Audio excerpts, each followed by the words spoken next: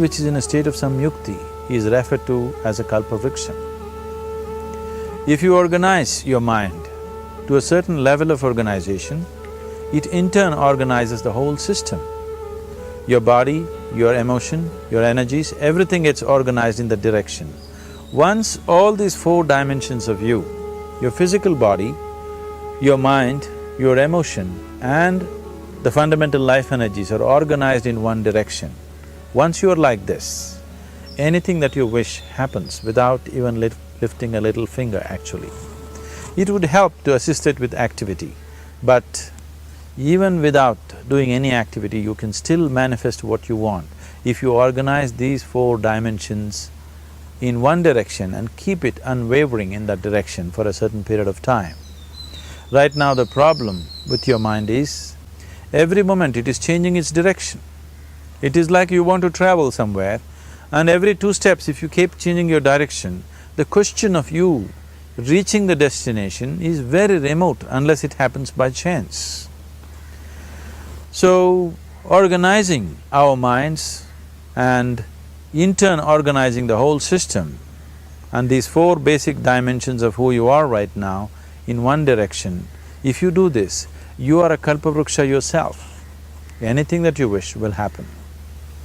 But right now, if you look at your lives, everything that you have wished for till now, if it happens, you have finished.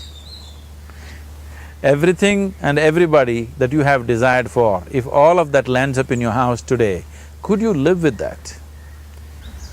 Once we're empowered like this, it's very important that our physical action, emotional action, mental action and energy actions are controlled and properly directed. If it is not so, we become destructive, self-destructive. Right now, that is our problem. The technology, which is supposed to make our life beautiful and easy, has become the source of all the problem that we are destroying the very basis of our life, which is the planet. So what should have been a boon, we are making a curse out of it. What has brought incredible levels of comfort and convenience to us in the last 100 years or so has also become a threat to our life simply because we are not conscious action, we are in a compulsive state of action. So organizing our minds fundamentally means moving from a compulsive state of activity to a conscious state of activity. You might have heard of people for whom they asked for something and beyond all expectations it came true for them. Generally this happens to people who are in faith. Now, let's say you want to build a house. If you start thinking, oh, I want to build a house, to build a house I need 50 lakhs, but I have only 50 rupees in my pocket, not possible, not possible, not possible. The moment you say not possible, you are also saying I don't want it.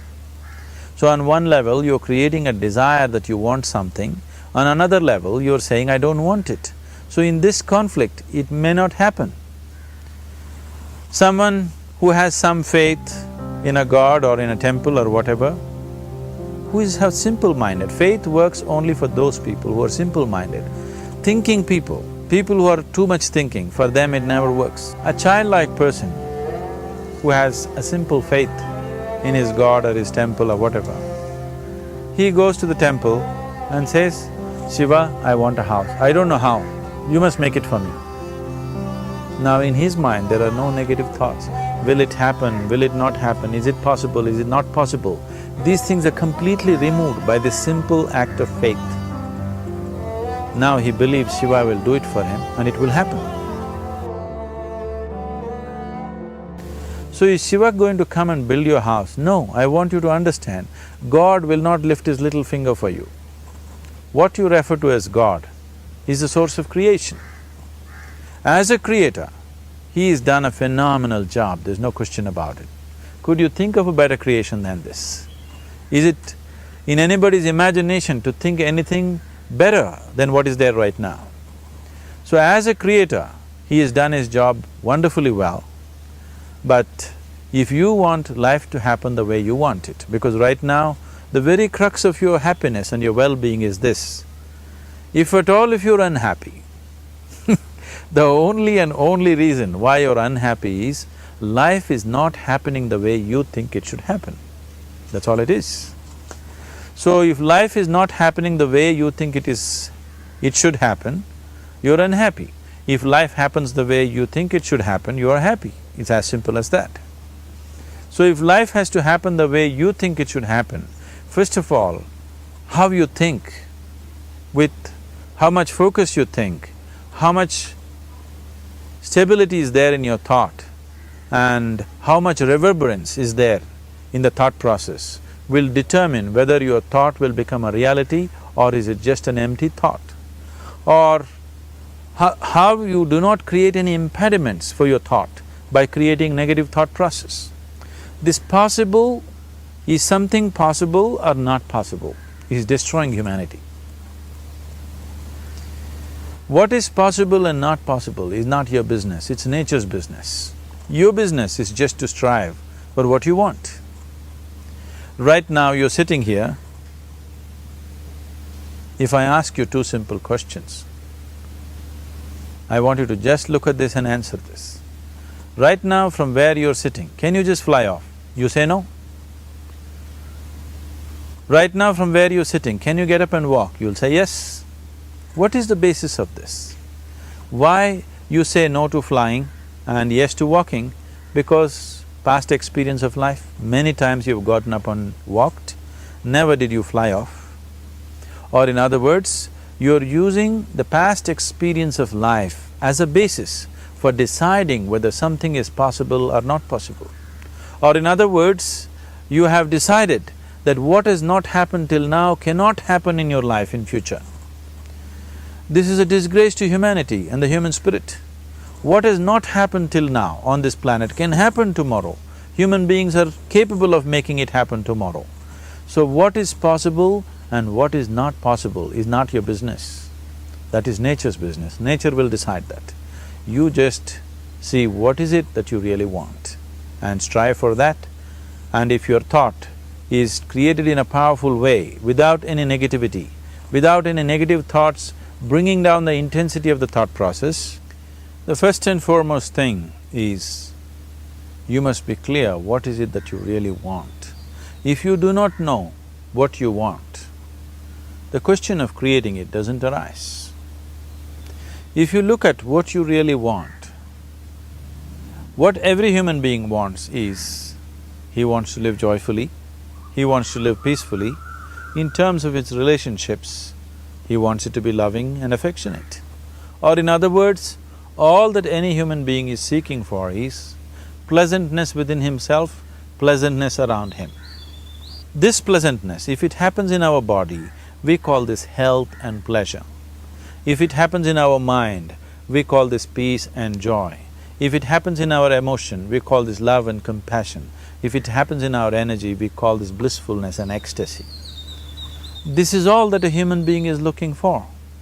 Whether he is going to his office to work, he wants to make money, build a career, build a family, he sits in the bar, sits in the temple, he is still looking for the same thing.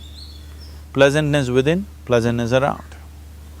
If this is what we want to create, I think it's time we addressed it directly and commit ourselves to creating it.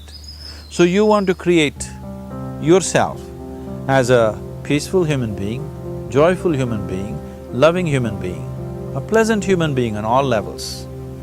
And do you also want a world like this? A peaceful world, a loving world, a joyful world? No, I want greenery, I want food. When we say a joyful world, that means everything that you want has happened. So this is all that you're looking for. So all that you need to do is commit yourself to creating it, to create a peaceful, joyful and loving world, both for yourself and everybody around you. Every day in the morning, if you start your day with this simple thought in your mind, that today, wherever I go, I will create a peaceful, loving and joyful world.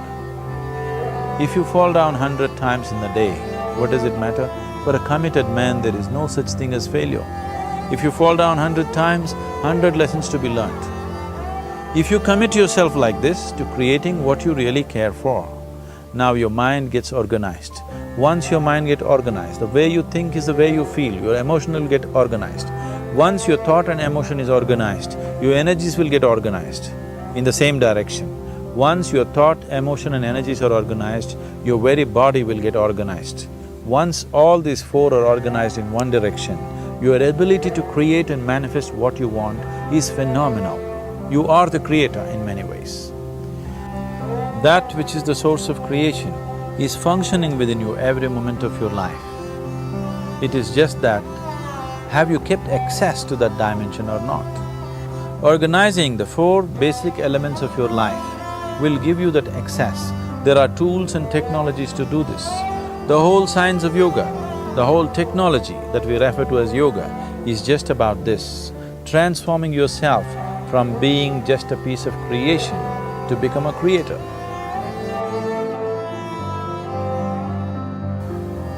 It is my wish and my blessing that every human being in this world should have this access to the source of creation within himself so that he can function here as a creator, not just as a piece of creation.